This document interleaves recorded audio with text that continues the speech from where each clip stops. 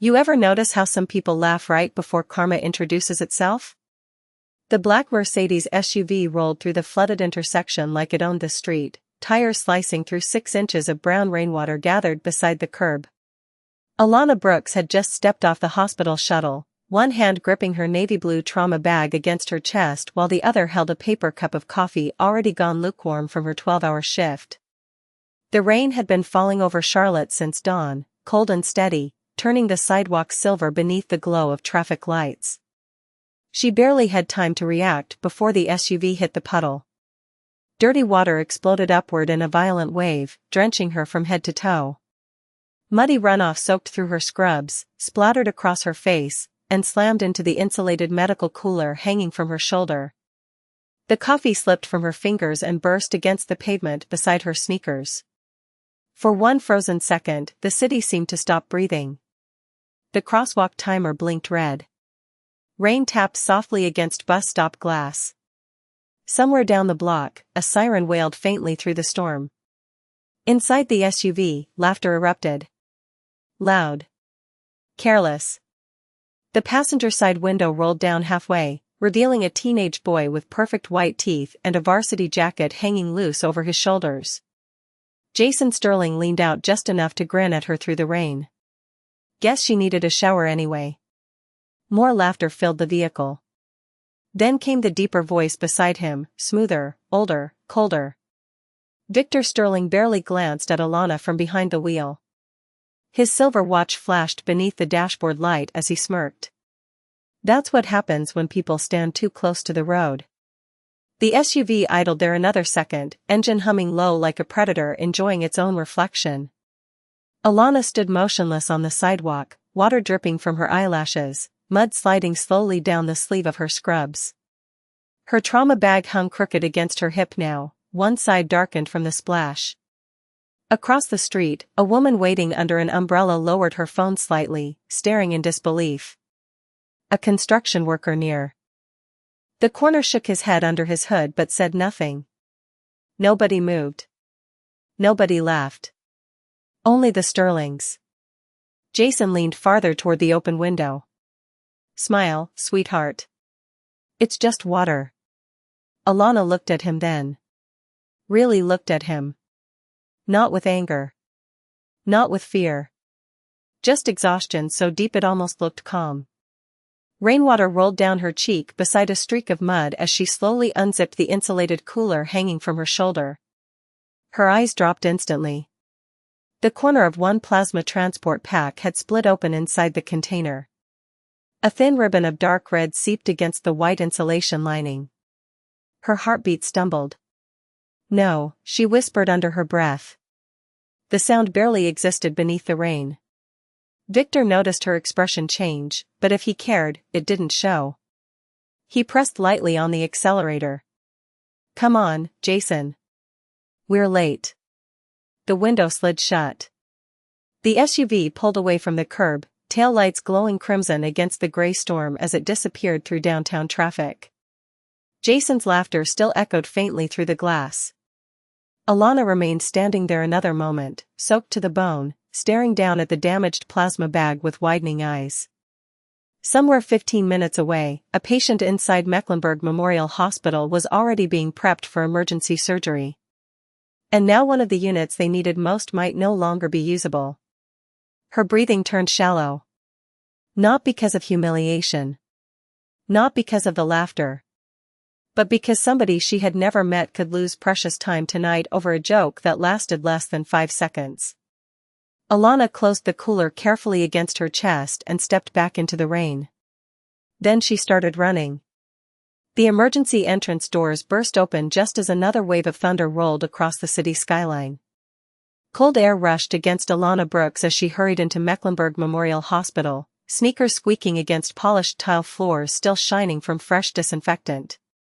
Her soaked scrubs clung heavily to her skin now, carrying the smell of rainwater, street oil, and something metallic beneath it all. The plasma cooler pressed tightly against her chest as if holding it closer. Could somehow undo what had already happened. Nurses moved quickly through the trauma corridor under harsh fluorescent lights, their voices blending with the steady rhythm of heart monitors and distant overhead announcements. Level 1 trauma incoming. Prep operating room 3. Blood bank needs confirmation now. Nobody noticed the mud streaked across Alana's sleeve at first. Nobody saw the trembling in her fingers. They only saw another exhausted trauma nurse coming off shift who had decided to stay because somebody somewhere still needed help. Dr. Leonard Graves met her halfway down the hallway, surgical cap already tied, reading glasses sliding low on his nose. "Tell me you got all 4 units." His voice was calm, but the tension underneath it stretched tight as piano wire. Alana stopped beneath the trauma board mounted on the wall. A little girl's name glowed there in red letters beside the words internal bleeding and critical condition. She swallowed once before carefully opening the cooler. "One bag was compromised during transport," she said quietly. The hallway noise suddenly felt farther away. Dr. Graves stared down at the damaged plasma pack inside the container. The red leak had spread wider now against the white insulation lining like spilled paint across snow. "What happened?" he asked. Alana hesitated. Rainwater dripped from a curl near her temple onto the floor between them. "Traffic splash," she answered finally. The container hit the pavement. Dr. Graves closed his eyes briefly, one hand pressing against his forehead before professional focus snapped him back into motion. "We can still work with 3 units for now. I will call the regional bank and pray Charlotte traffic does not kill us before blood loss does." He grabbed the cooler and disappeared through double operating room doors without another word. Alana remained standing there for a second longer, chest tightening beneath the freezing air conditioning. Through the small glass window of operating room 3, she caught a glimpse of movement. Surgeons in pale blue gowns. Bright overhead lights. Machines glowing softly in the darkness around the table. And near the corner of the room stood a man in an expensive charcoal coat speaking sharply into his phone. Even from 30 feet away, she recognized him instantly. Victor Sterling. The same silver watch. The same calm arrogance carved into the lines of his face. He had not seen her yet. His expression looked different now though. Not amused. Not relaxed. Fear sat on wealthy people strangely. It made them look smaller around the eyes. "Mr. Sterling keeps asking for updates every 60 seconds, whispered a respiratory therapist passing beside Alana. "Apparently the little girl is his daughter." Alana felt something cold move through her stomach. Not satisfaction. Not revenge. Just disbelief at the cruel timing of the universe. Another nurse rushed toward her carrying fresh scrubs folded over one arm. "Alana, you look like you got dragged through a swamp." She forced a tired smile. "Feels about right. Go change before you freeze to death." Alana nodded slowly and started toward the locker room down the quieter side corridor. The further she walked from the trauma wing, the dimmer the hospital became.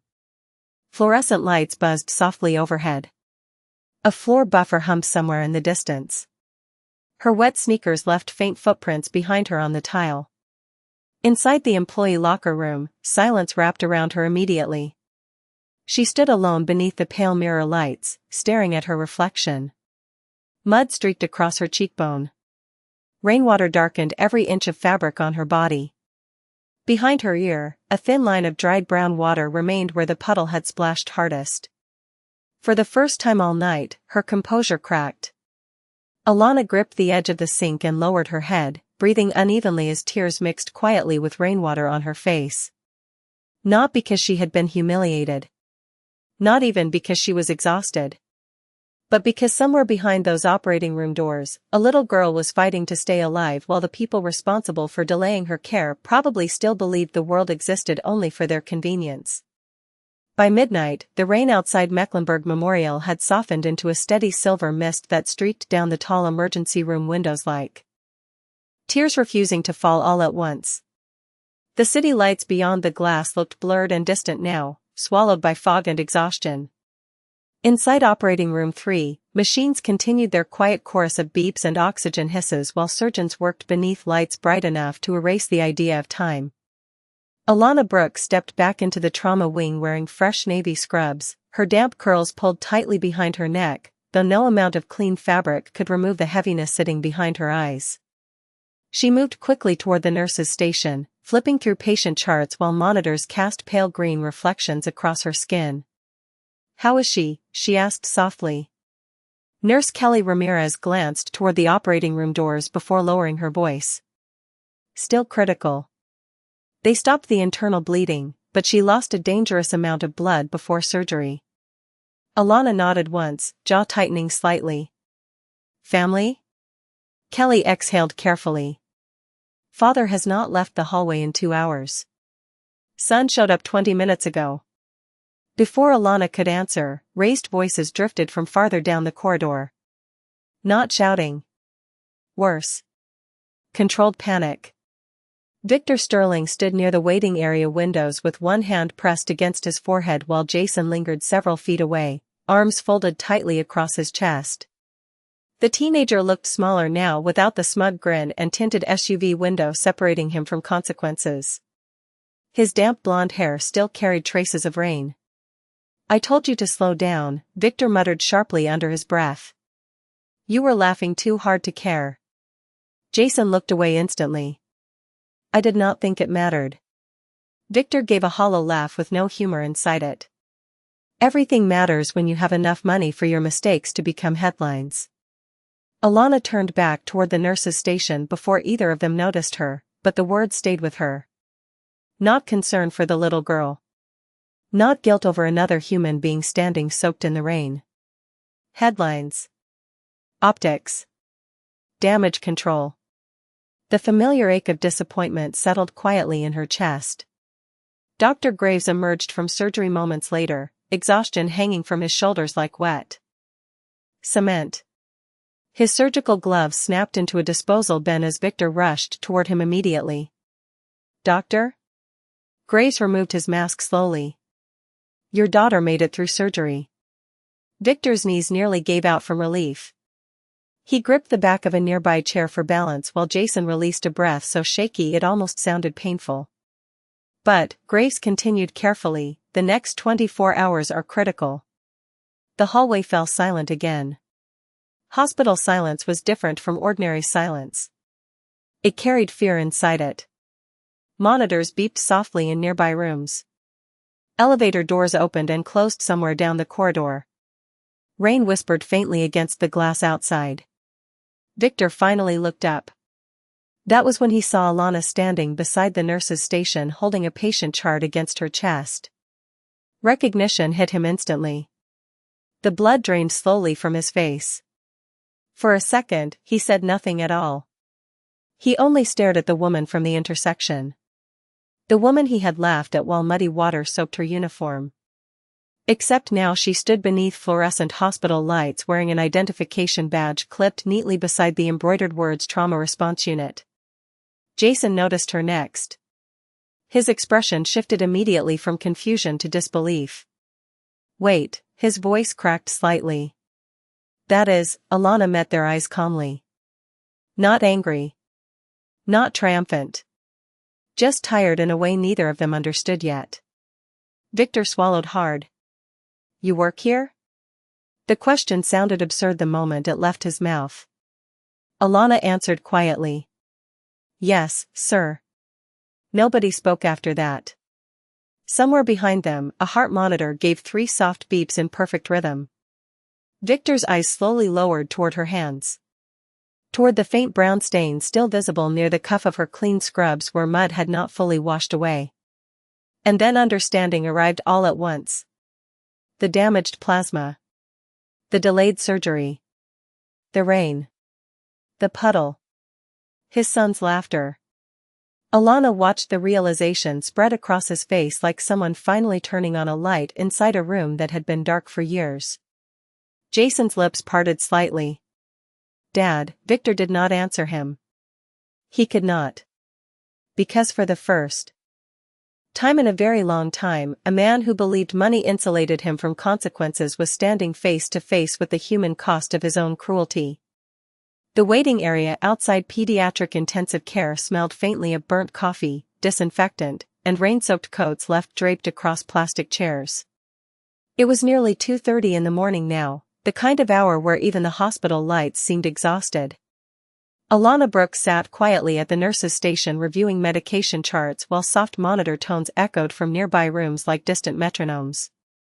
Her fingers moved steadily across paperwork, calm and practiced, but the muscles in her shoulders ached from carrying tension for too many hours straight. Across the hallway, Victor Sterling had not sat down once since surgery ended.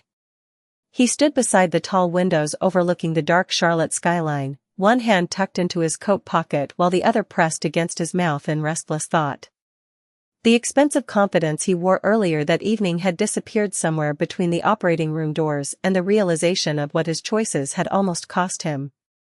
Jason sat nearby with his elbows on his knees, staring blankly at the floor tiles beneath his sneakers. Every few minutes he glanced toward Alana, then quickly looked away again. The silence between father and son had become heavier than anger. Finally Victor crossed the hallway slowly, expensive leather shoes muted against polished floors. He stopped at the edge of the nurse's station, but for a moment he could not seem to find words strong enough to carry what sat inside his chest. Alana continued writing without looking up immediately. "How is your daughter?" she asked softly. Victor blinked at the question, almost startled by the kindness inside it. "Stable," he answered quietly. "For now." Alana nodded once. "That is good." Another silence settled between them. Not hostile. Worse. Honest. Victor lowered his eyes briefly before speaking again. "About earlier tonight," his voice tightened. "There is no excuse for what happened." Alana finally looked up at him then. The fluorescent lights softened nothing on either of their faces. Exhaustion showed plainly in hers. Shame showed plainly in his. "No, sir," she said gently. "There is not." The words landed harder because she did not say them with anger. Victor swallowed once. "I did not know who you were." Alana held his gaze calmly. "That should not matter." Somewhere behind them, an elevator dinged softly. A nurse wheeled an empty stretcher down the far corridor. Rain tapped lightly against the glass windows beside the waiting area. Victor looked away first. "You are right." Jason stood slowly from his chair nearby. He looked younger now somehow, stripped of arrogance and surrounded by consequences larger than himself. "I messed up," he muttered quietly. Alana studied him for a moment. The boy who laughed from behind tinted windows now could barely lift his eyes from the floor. "People make mistakes," she said. Jason nodded faintly, but his voice cracked when he answered. "Not like that." The hallway grew still again. Alana glanced toward the pediatric intensive care doors where soft blue lights glowed above the entrance. "Your sister needs you focused right now," she said gently. "Not drowning in guilt." Jason looked at her then with visible confusion. "Why are you being nice to us?" The question hung in the air between them. Victor closed his eyes briefly as though the words hurt to hear aloud. Alana leaned back slightly in her chair, exhaustion pulling at every movement. "Because your little sister did nothing wrong." Jason's throat tightened visibly. He lowered his head again, blinking hard. Victor stared at Alana in silence, watching the woman he humiliated choose compassion anyway. It unsettled him more than outrage ever could have. Before he could speak again, a doctor pushed through the pediatric doors holding a tablet against his chest. "Mr. Sterling?" Victor turned immediately. "Your daughter is awake." Relief broke across his face so suddenly it almost looked painful. Jason exhaled sharply beside him. The doctor gave a small smile. "She keeps asking for her father." Victor nodded quickly, emotion catching briefly in his voice. "Thank you." He started toward the doors with Jason beside him, then hesitated halfway there. Slowly. He turned back toward Alana. She had already lowered her eyes to another chart, quietly continuing her work beneath the cold hospital lights as though saving people was simply what she did whether anyone deserved it or not. Victor watched her for one long silent moment before following his son into intensive care, carrying something heavier than fear now. The beginning of shame. The pediatric intensive care unit glowed softly in the darkness like a quiet island floating inside the sleeping hospital. Machines hummed beneath dim ceiling lights while rain continued sliding down the tall windows overlooking Charlotte's empty streets. It was almost 4 a.m. now. Most of the waiting room chairs sat empty except for forgotten coffee cups and jackets draped over armrests by families too exhausted to care anymore. Inside room 12, 8-year-old Sophie Sterling slept beneath warmed blankets, her tiny chest rising and falling steadily beneath the careful rhythm of oxygen support. Her pale fingers curled loosely around the edge of the blanket while stuffed animals crowded beside her pillow like silent guards refusing to leave her side. Victor Sterling sat beside the bed without speaking, elbows resting on his knees, expensive coat wrinkled from hours spent under hospital lights instead of boardroom chandeliers. He looked older tonight. Not physically. Spiritually. Jason stood near the doorway staring quietly at his sister's sleeping face. The boy who once laughed at strangers through a luxury car window now looked terrified to make noise loud enough to wake the child in front of him. Sophie stirred slightly against the pillow. Her eyes opened halfway. "Dad?" Victor straightened instantly. "I am here, sweetheart." Her voice sounded weak and scratchy from surgery and medication. "Did I scare you?" Something cracked quietly behind Victor's eyes. He forced a small smile anyway. "A little." Sophie looked toward Jason next. "You look sad." Jason tried to answer but no words came immediately. Finally he managed a shaky breath. "I messed up today." Sophie blinked slowly, too tired to understand the weight hiding inside those words. "Did you say sorry?" Jason lowered his eyes. "Not enough."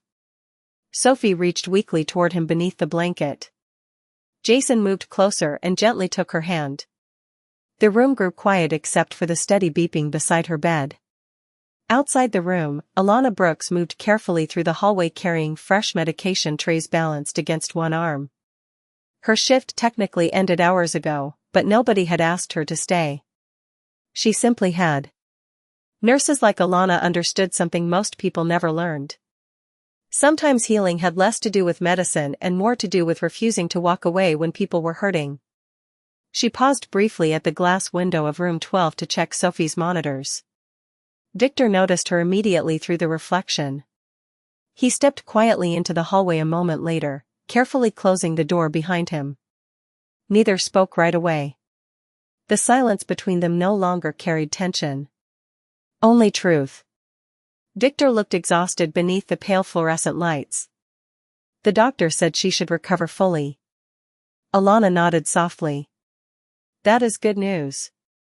Victor studied her face carefully, almost like he was seeing another human being clearly for the first time in years. "Why did you stay?" he asked quietly. "After everything." Alana shifted the medication tray slightly in her hands. "Because she is a child." Victor looked down at the floor tiles gleaming beneath the overhead lights. "I built my whole life believing success meant staying above everyone else." His voice sounded hollow now. "Tonight I realized I raised my son to think kindness was weakness." Alana remained silent, letting him continue. "When Jason laughed at you," Victor swallowed hard. "I heard myself coming out of his mouth."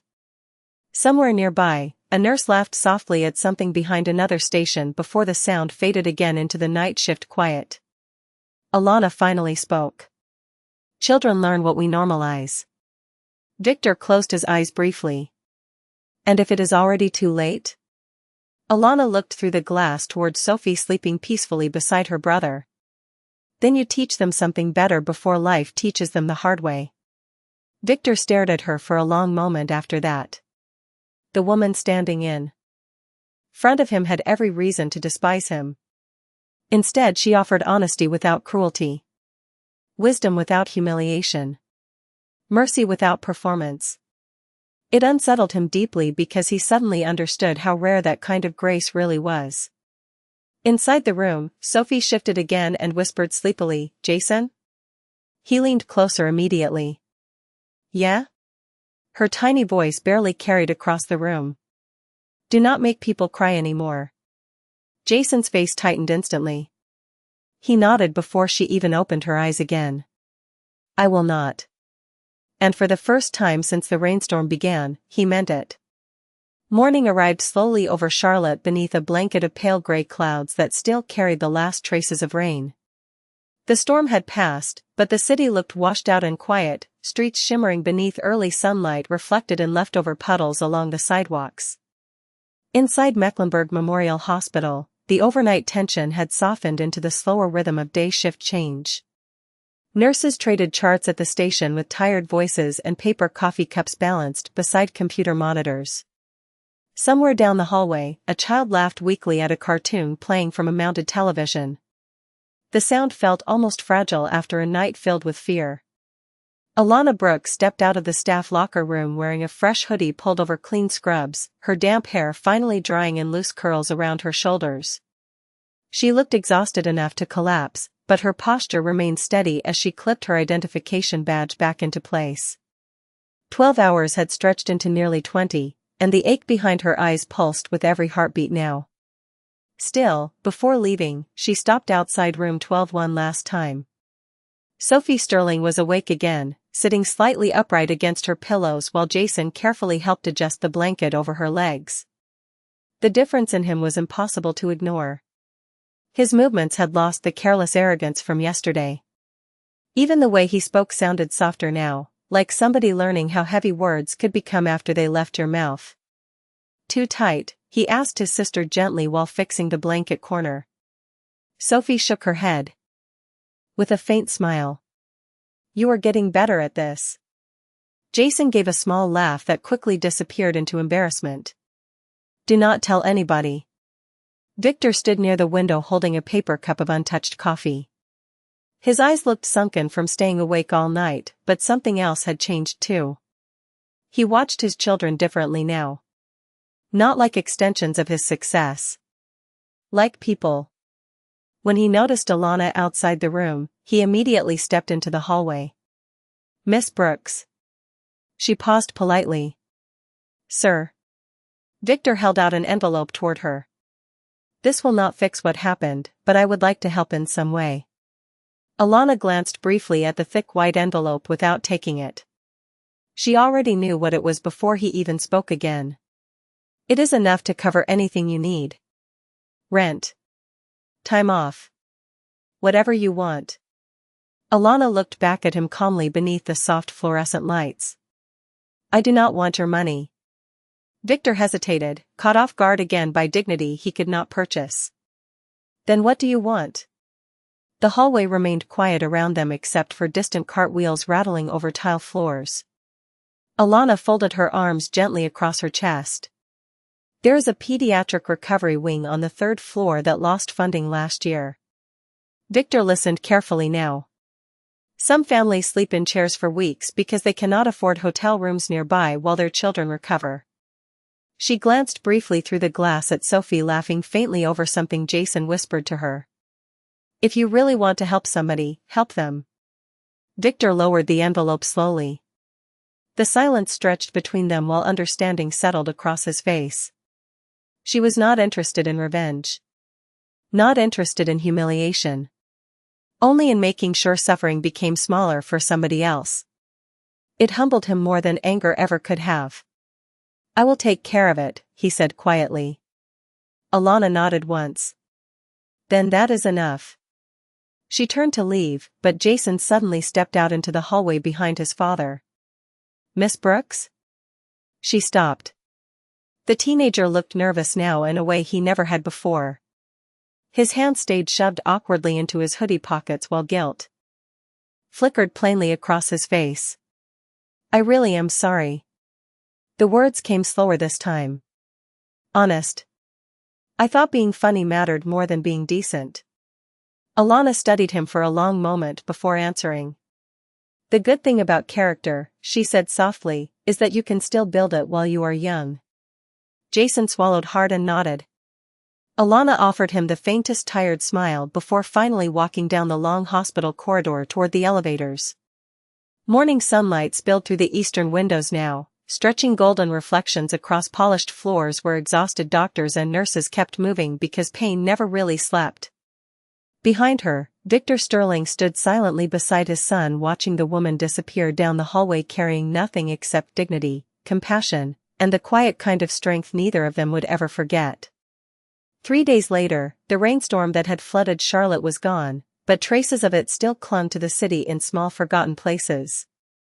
Damp leaves lined the gutters downtown. Muddy water stains marked the curbs near intersections where traffic never slowed enough to notice ordinary people standing beside the road. The sky had finally cleared into a soft Carolina blue, and sunlight spilled warmly across the glass towers of uptown like the city was trying to apologize for something.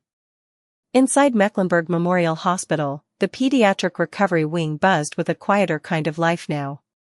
Children shuffled slowly through hallways pushing 4 poles decorated with stickers. Parents slept curled awkwardly in reclining chairs beneath thin blankets while daytime television murmured softly from mounted screens. Nurses moved room to room with tired smiles and coffee cups balanced in their hands like survival tools. Alana Brooks adjusted the blanket over a little boy recovering from spinal surgery before checking his monitor readings one last time. Her shift had officially ended 20 minutes ago, but she still lingered beside the bedside until the child drifted back asleep. "You ever go home on time?" Nurse Kelly Ramirez teased gently from the doorway. Alana smiled faintly without looking up. "Eventually." Kelly leaned against the frame holding a tablet against her chest. "You have visitors." Alana frowned slightly. "Visitors?" Kelly gave her a look somewhere between amusement and disbelief. "The Sterling family." Alana blinked once before straightening slowly. Through the pediatric hallway windows, she spotted them immediately near the nurse's station. Victor Sterling stood beside Sophie's wheelchair while Jason awkwardly carried 2 cardboard boxes stacked against his chest. Sophie looked healthier already, though still pale beneath the fluorescent lights. A stuffed giraffe rested in her lap while she pointed excitedly at colorful drawings taped along the recovery wing walls. But what caught Alana's attention most was what filled the hallway behind them. Workers in navy uniforms carried new reclining sleeper chairs through the corridor while maintenance crews unloaded flat-screen televisions and toy carts from rolling dollies. One nurse nearly dropped her clipboard staring at the scene. Victor noticed Alana approaching and stepped forward immediately. "Miss Brooks." His voice sounded different now. Less polished. More careful. "What is all this?" Alana asked quietly. Victor glanced around the recovery wing. "Temporary renovations start Monday." He nodded toward the workers. "Private family sleep rooms. Updated equipment. Meal vouchers for parents staying overnight."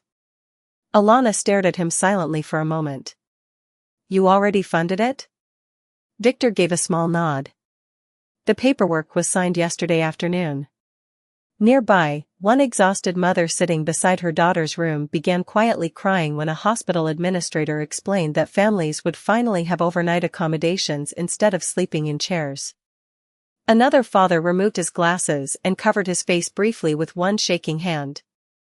The atmosphere in the hallway shifted almost instantly. Hope had a sound. Soft. Disbelieving. Careful not to disappear too quickly. Jason stepped forward next, setting the boxes down awkwardly near the nurse's station. "These are for the kids." Alana looked inside. Coloring books. Plush animals. Handheld game systems. Puzzle sets. Small things, but thoughtful ones. Jason rubbed the back of his neck nervously. Sophie helped pick most of it. Sophie raised her hand proudly from the wheelchair. "I chose the giraffes." Alana smiled despite herself. "Excellent choice." Sophie grinned brightly before coughing lightly into her blanket. Victor watched the exchange quietly, his expression unreadable for a moment beneath the bright hospital lights. Then he reached slowly into his coat pocket and pulled out a folded piece of paper. "There is one more thing." He handed it carefully toward Alana. She unfolded it slowly. At the top sat an official hospital foundation letter confirming a permanent pediatric recovery grant established under her name. The Alana Brooks Family Support Fund. Her eyes widened slightly. You did not have to do this. Victor looked around the recovery wing filled with exhausted families, overworked nurses, and children trying to smile through pain bigger than themselves. Yes, he said quietly. I think I did. The hallway fell still for a moment except for distant monitor beeps and sunlight pouring softly through the windows. Jason glanced down at the floor before speaking again, his voice lower this time. I keep thinking about how easy it was for me to laugh at somebody standing in the rain. He swallowed hard. And how close I came to becoming the kind of person nobody should become. Alana folded the letter carefully in her hands. The important part is that you noticed before life hardened it into your character. Jason nodded slowly. For the first time in his life, somebody had taught him that kindness was not weakness. It was discipline. And standing there in a hospital hallway filled with people who kept loving others despite exhaustion, grief, and fear, he finally understood how strong that really was. The story should have ended there. That was what Victor Sterling told himself as he stood alone inside his downtown office nearly a week later, staring through 40 feet of glass windows at the Charlotte skyline glowing gold beneath the setting sun. The pediatric recovery grant had already made local headlines. Hospital administrators praised the donation. Families sent handwritten thank you notes. Even the board members at Sterling Holdings had started treating Victor like some kind of redeemed philanthropist after years of cold business articles and tax write-off rumors. But none of it sat right in his chest. Because every time people thanked him for generosity, he remembered the sound of his son laughing through a rolled-down SUV window while a woman stood drenched in dirty rainwater holding emergency medical supplies. He remembered how easily he had laughed too. Across the city, Alana Brooks sat quietly at the small kitchen table inside her apartment, reviewing patient notes beneath the soft yellow light of an old lamp with a crooked shade. Her place was modest but warm. A second-hand bookshelf leaned slightly against the wall beside framed photographs of her mother and grandmother. The scent of lavender detergent drifted faintly from clean scrubs folded carefully over the back of a chair. Outside her apartment window, evening traffic hummed steadily below while distant thunder rolled somewhere beyond the horizon. Another storm moving in. Her phone buzzed softly against the table. Unknown number. She almost ignored it. Almost. Hello? A familiar voice answered carefully. Miss Brooks, this is Victor Sterling. Alana leaned back slightly in her chair, surprised. Sir. A brief silence followed. She could hear faint office noise behind him. Elevator chimes. Distant voices. The hollow quiet of expensive buildings after business hours. I hope I am not disturbing you. No, sir. Victor hesitated before speaking again. There is something I need to tell you. Alana waited quietly. The woman who recorded the incident during the storm, he exhaled slowly. She posted the video online yesterday. Alana's expression tightened slightly. I see. It spread faster than I expected. Faster than expected was an understatement. By sunrise, clips of the black Mercedes splashing muddy water across a nurse carrying medical supplies had flooded social media feeds nationwide. Millions of views in less than 12 hours. News stations replayed the footage beside interviews praising the hospital donation that followed days later. Online commentators called it karma.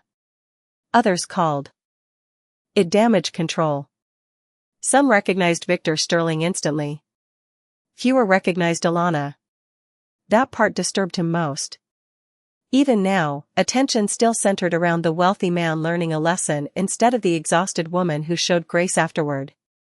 Victor rubbed a hand across his face tiredly. Reporters are already outside my building. Alana remained calm. That tends to happen. My investors are furious. And your daughter? Victor's voice softened immediately. Recovering well. Alana nodded faintly to herself. Then focus on that. Another silence settled between them. Rain began tapping lightly against her apartment window now. Victor spoke more quietly this time. I spent most of my life believing public image mattered more than private character. His voice sounded worn down to something honest underneath the polished businessman tone. Now my son cannot stop reading comments calling us monsters. Alana looked down at the patient chart in front of her but no longer saw the words. Sometimes shame is the first honest mirror people ever face. Victor gave a hollow laugh. You always sound calm when you say things that hit hard. That is because anger teaches less than truth. Thunder rumbled again outside her apartment. Victor remained silent for several seconds before finally asking the question sitting underneath everything else. Do you hate us? Alana stared through her rain-streaked window at headlights glowing below like moving stars in the dark. She thought about the hospital hallway. Sophie's tired smile. Jason carrying toy boxes for children he did not know. The exhausted parents finally receiving a place to sleep because one cruel moment forced somebody powerful to wake up emotionally for the first time in years. No, she answered softly. But I think you were asleep for a very long time. Victor closed his eyes slowly inside his office overlooking the city he once believed he controlled. And somewhere deep beneath the noise of headlines, stock reports, and public embarrassment, he realized she was right. The internet moved on faster than pain ever did. Within a week, another scandal had already started replacing Victor Sterling's name across trending feeds, but the effects of that rainy afternoon remained quietly alive in places cameras never reached. Inside Mecklenburg Memorial Hospital, the new family recovery rooms were nearly finished. Fresh paint covered old stained walls. Warm lighting replaced the harsh fluorescent bulbs that once made exhausted parents look even more defeated. Children now slept beside reclining chairs instead of hearing their mothers cry quietly in hallway corners at 3 a.m. because there was nowhere comfortable left to rest. The changes were small to wealthy people. To everyone else, they felt enormous. Alana Brooks walked through the renovated pediatric wing during her lunch break holding a paper cup of tomato soup and half a sandwich wrapped in wax paper. She paused near one of the newly finished family rooms where a young father sat asleep beside his daughter's bed with a blanket draped across his chest instead of curled painfully into a plastic chair. The little girl noticed Alana through the doorway and smiled weakly around her oxygen tube. Pretty room, she whispered. Alana smiled back softly. Yeah. It is. Downstairs in the hospital lobby, Jason Sterling stood awkwardly beside a folding table stacked with stuffed animals and donated books. Sophie sat nearby in her wheelchair decorating paper crowns with markers while volunteers moved around them carrying balloons and gift bags for pediatric patients. The event had been Jason's idea. Not for publicity. In fact, he specifically asked hospital staff not to invite local media after reporters started calling him nonstop for comments about the viral video. He was tired of cameras now. Tired of watching people perform compassion only when somebody important was recording. A little boy approached the table slowly holding in 4-pole almost taller than himself. Jason crouched slightly to meet his eyes. You like dinosaurs? The boy nodded cautiously. Jason handed him a stuffed green triceratops from the donation pile. This guy looks tough, but honestly I think he cries during movies. The boy laughed softly before hugging the toy against his chest. Sophie grinned proudly from her wheelchair nearby. Jason has been practicing being nice. Jason looked horrified. Sophomore, she giggled while hospital volunteers laughed quietly around them. For the first time in a long time, embarrassment no longer made Jason defensive. It made him human. Upstairs, Victor Sterling stood outside a conference room speaking with hospital administrators about expanding long-term family support programs. He wore no expensive watch today. No polished performance smile. Just a simple dark sweater beneath his coat while he listened more than he spoke. One administrator finally shook his head in disbelief. Most donors put their names on buildings. Victor glanced through the glass wall overlooking the pediatric wing below where Jason helped children choose toys beside his sister. I spent enough years making everything about my name. Later that afternoon, Alana stepped outside the hospital entrance just as another light rain began falling across Charlotte. Nothing dramatic this time. Just a soft drizzle misting the sidewalk silver beneath the streetlights. She pulled her hoodie tighter around her scrubs while waiting near the curb for the employee shuttle. Behind her, the hospital doors opened quietly. "Miss Brooks?" She turned to find Jason standing there holding an umbrella awkwardly above his head. He hesitated before stepping closer. "I figured you might need this."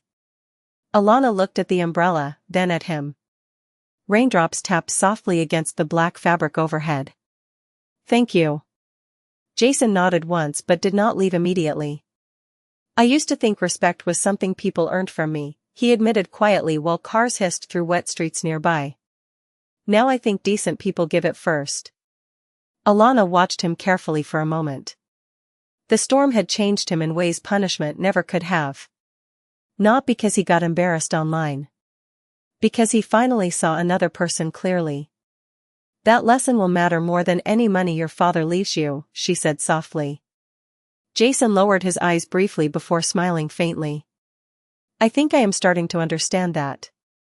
The shuttle bus headlights appeared down the block, glowing warm through the rain. Alana stepped toward the curb. Before pausing beside him one last time. "You know," she said gently, "most people spend their whole lives protecting their ego instead of fixing their character." Jason looked up slowly. "And?" Alana smiled softly beneath the rain. "Character lasts longer." Then she stepped onto the shuttle and disappeared behind fogged bus windows while Jason remained standing quietly on the wet sidewalk holding an umbrella over empty space, listening to the rain fall softer than it had the night everything changed. 2 months later, autumn settled over Charlotte in shades of amber and cold blue mornings.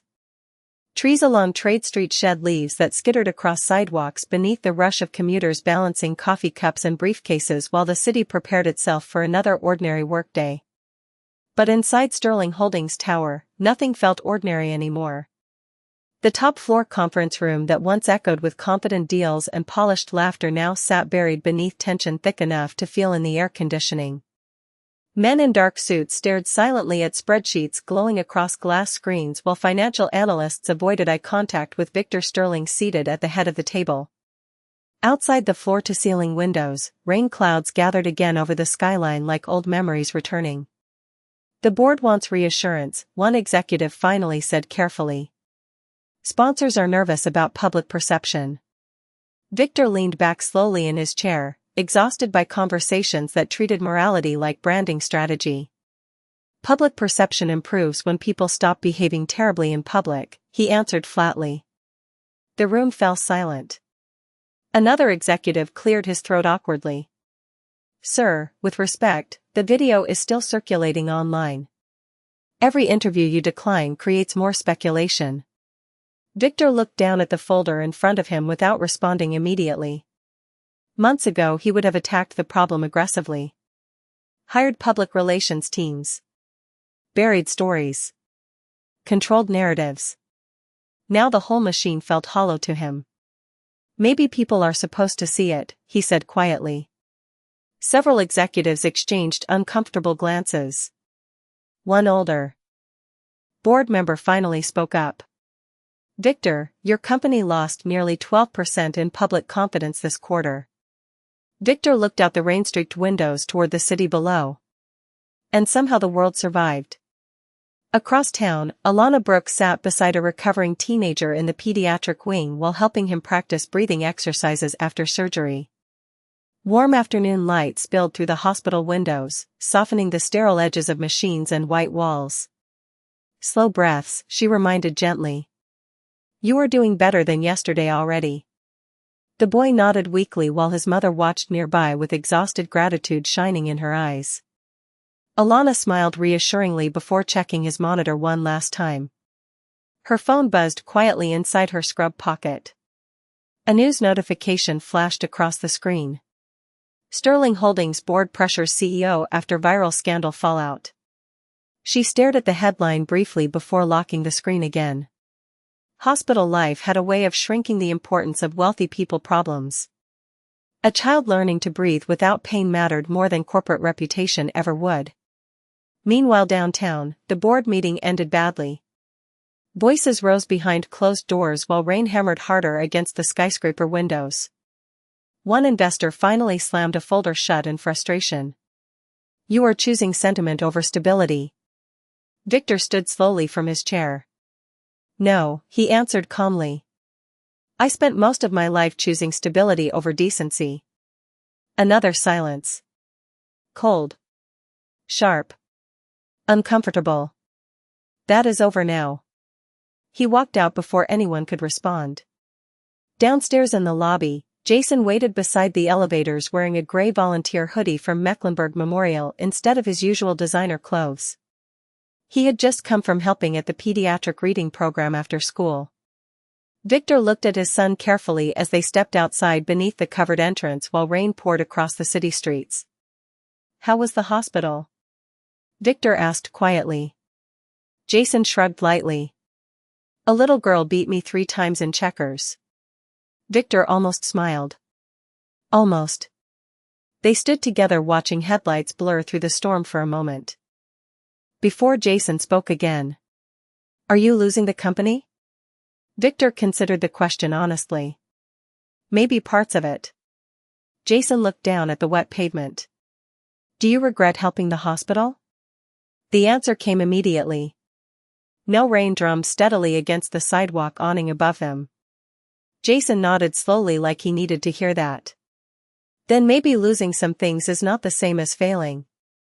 Victor turned toward his son, surprised by the maturity in his voice. Not long ago, Jason would have measured success by money, status, and who laughed loudest in the car. Now he sounded like somebody rebuilding himself from the inside out. Across the street, a bus pulled up beside the curb spraying a small wave of rainwater harmlessly against the gutter. Both of them watched it silently for a second. Then Jason quietly stepped away from the entrance and helped an elderly woman struggling with grocery bags cross through the rain toward the covered sidewalk.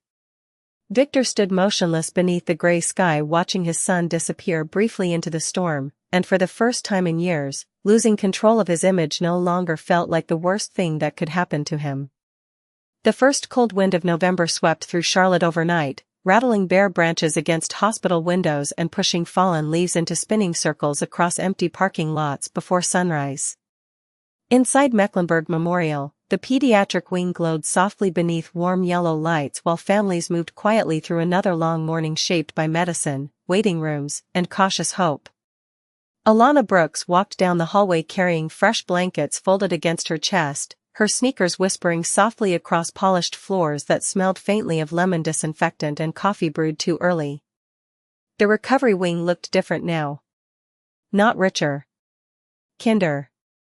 Parents rested beneath real blankets instead of winter coats. Children laughed more often between treatments.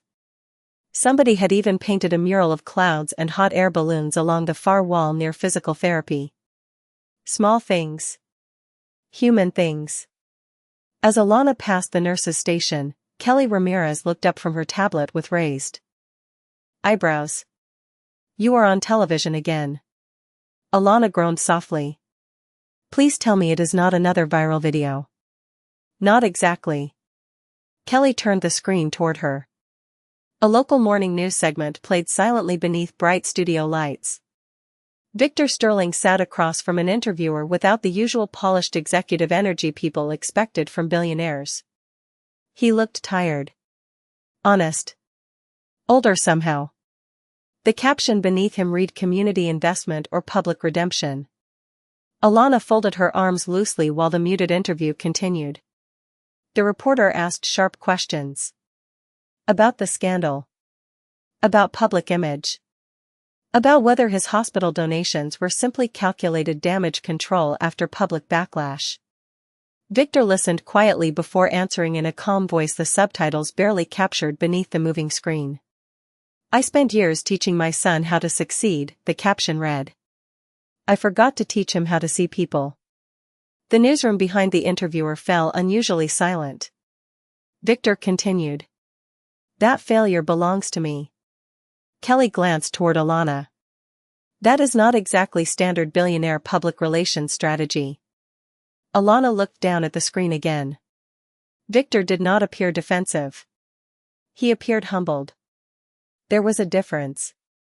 Later that afternoon, rain began falling again in thin silver lines outside the hospital windows while families settled deeper into another long day indoors. Alana stepped into the small hospital cafe for coffee during her break, grateful for 10 quiet minutes away from monitors and medication schedules. The cafe smelled like soup, burnt espresso, and wet coats drying near the entrance. Soft jazz drifted from ceiling speakers while tired nurses sat scattered at corner tables staring into paper cups like caffeine alone might hold their lives together. Alana had just wrapped both hands around her coffee when somebody approached her table carefully. "Mind if I sit?" She looked up to find Victor Sterling standing there holding 2 steaming cups and looking strangely uncertain for a man who once commanded boardrooms without blinking. Alana nodded once toward the empty chair.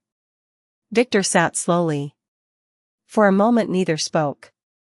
Rain tapped gently against the cafe windows beside them while hospital staff moved quietly in the background. Finally Victor slid one of the coffees toward her. "Hazelnut. The nurse downstairs said it is the only thing you drink after 12-hour shifts." Alana blinked in surprise before smiling faintly. "That nurse talks too much." Victor almost smiled back. "Almost. Probably." Another silence settled between them, softer this time. Not awkward. Human.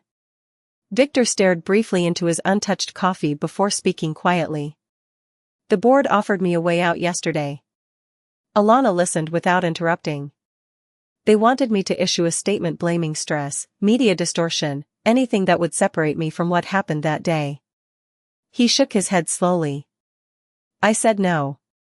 Alana studied him carefully across the small cafe table. "Why?" Victor looked out the rain-streaked windows toward the city beyond. "Because pretending I was not that person is exactly what allowed me to become that person in the first place." The words hung quietly between them. Honest enough to hurt. Alana lowered her eyes briefly toward the steam rising from her cup. Most people never admit who they were. Victor gave a tired laugh beneath his breath. Most people are terrified accountability might cost them something. Did it? Victor looked at her then. Really looked at her. Yes. He paused softly. And somehow losing those things made room for better ones. Across the cafe, a little girl recovering from chemotherapy laughed loudly when her father spilled crackers across their table by accident. The sound drifted warmly through the room. Victor glanced toward them with a quiet expression Alana had never seen on his face before the storm. Not superiority. Not performance. Perspective. Outside, rain continued falling steadily over Charlotte while inside the hospital cafe 2 people from completely different worlds sat together beneath soft lights and cooling coffee, both understanding something now that money could never teach on its own. December arrived quietly, wrapping Charlotte in cold mornings and early sunsets that painted the city streets gold by 5 o'clock. Holiday lights flickered across storefront windows downtown while people hurried through the winter air carrying shopping bags, paper coffee cups, and the exhaustion that always came near the end of the year. Inside Mecklenburg Memorial Hospital, the pediatric wing glowed with soft Christmas decorations taped carefully along walls and nurses' stations. Construction on the new recovery center had finally finished 2 weeks earlier, and now families filled the space with the kind of warmth expensive renovations alone could never create. Children decorated paper snowflakes from hospital beds while volunteers rolled carts of hot chocolate through the hallways. Somewhere near physical therapy, somebody played old jazz Christmas songs softly from a portable speaker that crackled every few minutes but nobody minded enough to turn off. Alana Brooks adjusted an 4-line for a young leukemia patient before stepping quietly out into the hallway. Her shift had stretched long again, but the tiredness sitting in her shoulders felt lighter these days. Not because the work had become easier. Because suffering felt less lonely when people actually showed up for one another. As she passed the family lounge, laughter drifted softly through the open doorway. Inside, Jason Sterling sat cross-legged on the carpet helping 3 children build a crooked gingerbread house while Sophie directed everyone like a tiny project manager from the couch beneath a blanket.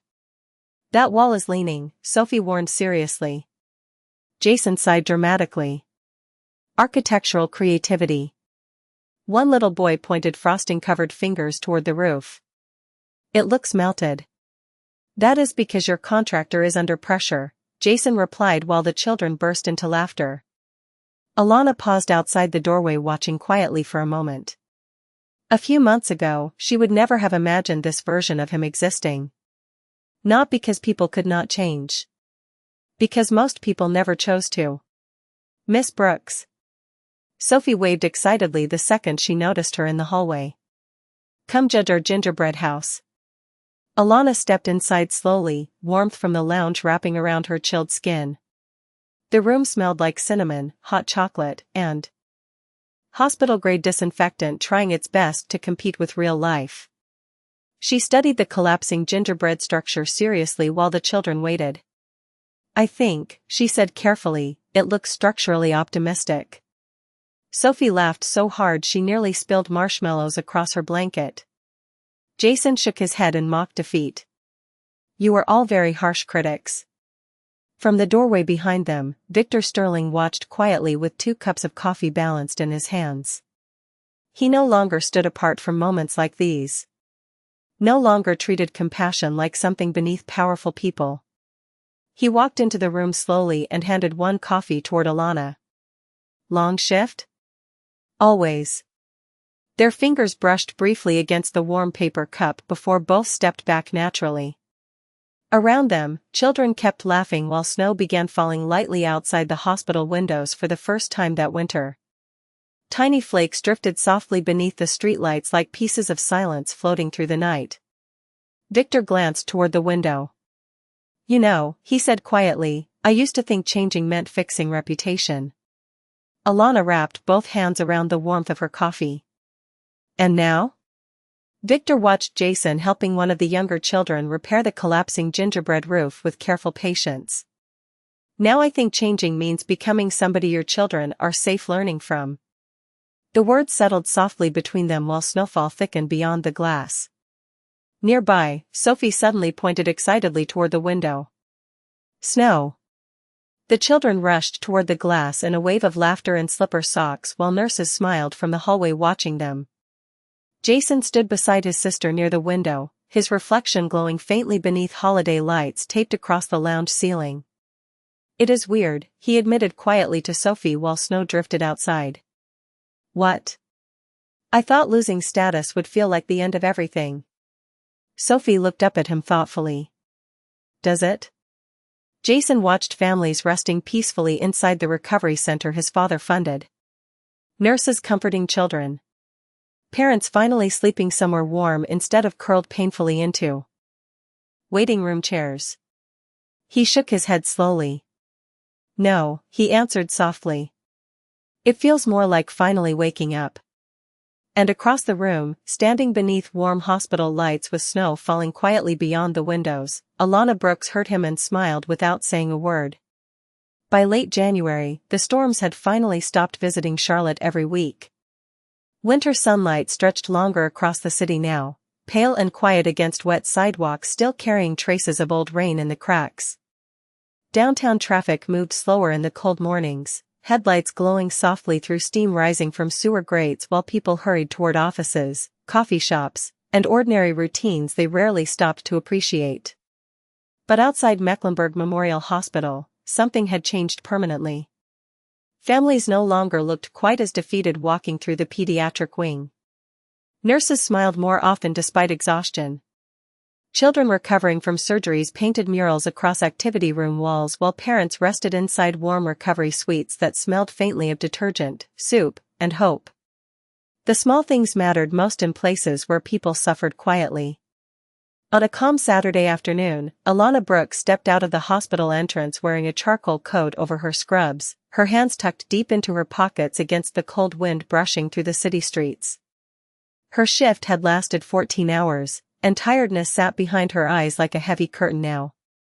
Across the street, traffic rolled steadily through an intersection still familiar to her for reasons nobody else would understand. The same intersection where muddy rainwater once exploded across her uniform while laughter echoed from behind expensive glass. Only today the sky was clear. No storm clouds.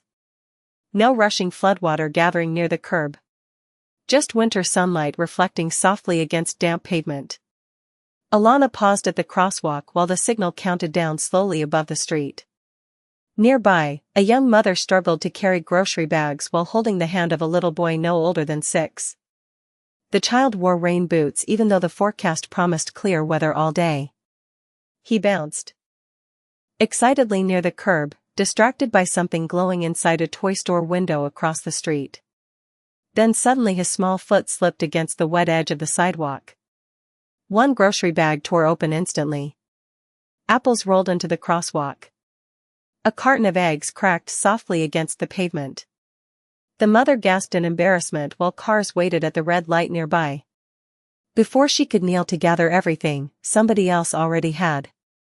Jason Sterling crouched carefully near the spilled groceries wearing jeans, a dark winter coat, and hospital volunteer gloves still tucked into his back pocket from that morning's pediatric reading program. He picked up the rolling apples one by one without hesitation while the little boy stared at him wide-eyed. "Mission critical," Jason whispered dramatically while rescuing an orange before it reached a storm drain. The little boy giggled immediately. "You saved it." "Barely," Jason answered. "It almost escaped." The mother looked flustered. "You do not have to help." Jason glanced up with a small smile that looked nothing like the boy he used to be months ago. "Yeah," he said softly. "I kind of do." Across the street, Victor Sterling stood beside a parked sedan watching quietly with his hands tucked into his coat pockets. His expensive watches were gone now. So was the permanent tension that once lived behind his eyes. Sophie sat in the back seat wrapped in a scarf while drawing snowflakes on the fogged car window with her finger. Victor noticed Alana standing near the crosswalk and gave her a small nod filled with quiet understanding. Not gratitude alone. Respect. The traffic light changed. Pedestrians began moving across the intersection beneath pale afternoon sunlight while cold wind carried the scent of roasted chestnuts from a nearby street cart.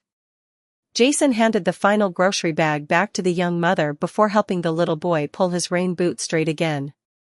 "Thanks, mister," the child said proudly. Jason smiled faintly. "No problem." The little boy pointed toward the puddle near the curb. "You did not splash us." Jason looked down at the shallow rainwater reflecting the winter sky. For a second he said nothing at all.